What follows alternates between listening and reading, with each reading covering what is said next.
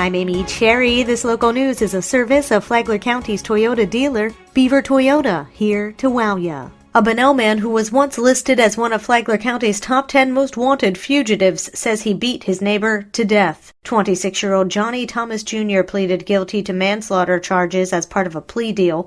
In exchange for his plea, Thomas admitted to beating 60-year-old Robert Manuel with a tree limb left over from Hurricane Irma during a fight over drugs in 2017. The medical examiner determined Manuel died from blunt force trauma to the head.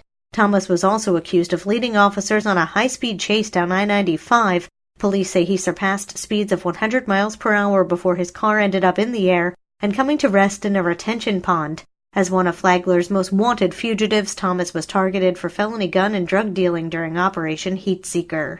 This portion of Flagler's Morning News brought to you by the Daytona Beach International Airport, Delta Airlines nonstop to Atlanta, and now nonstop service to New York City via American Airlines.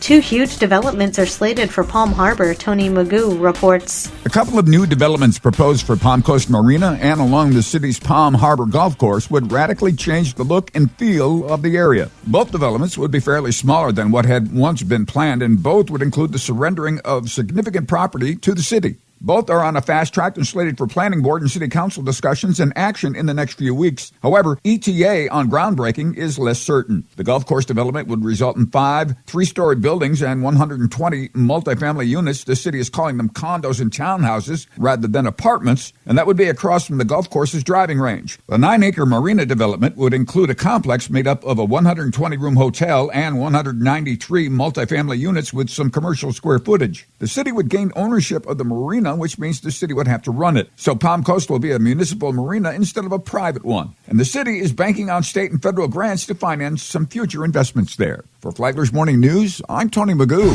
Officials in Flagler Beach are looking to finance a new fishing pier. John Arking has the details. Flagler Beach City Manager Larry Newsom says they're exploring options to finance construction of a new fishing pier, which is expected to cost more than $10 million. That message came last week during the quarterly update on the city's strategic plan made to county commissioners. A new pier has been a priority since 160 feet of the wooden pier was ripped away in October 2016 during Hurricane Matthew. Newsom says they're hoping to find a faster path to get the project started. Well, the bottom line is FEMA typically does not do upfront money. They do reimbursement. But I'm trying to work with legislation because we've been obligated by FEMA and by the Department of Emergency Management for $10 million.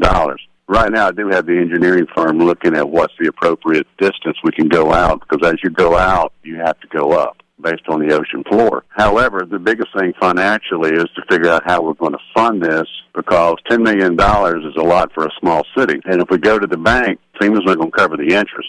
So we're trying to figure out the best solution. My goal is within the next 2.5 years, is we have a brand new pier. As proposed, the new pier would be built either north or south of the existing structure and use wooden planks that could simply blow away in future storms while leaving the basic structure intact. From the WNZF Newsroom, I'm John Arking.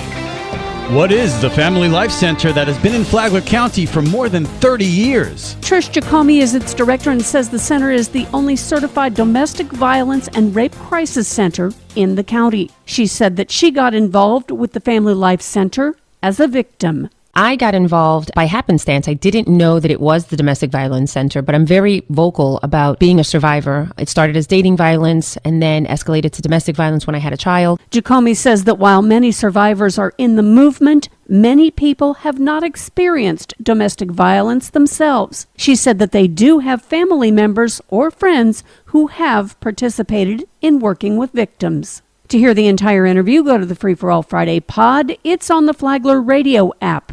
You can download the app today. Tomorrow, what's the difference between domestic abuse and domestic violence? From the WNZF Newsroom, I'm Deb Albertson. And now you're up to date on Flagler's Morning News. I'm Amy Cherry.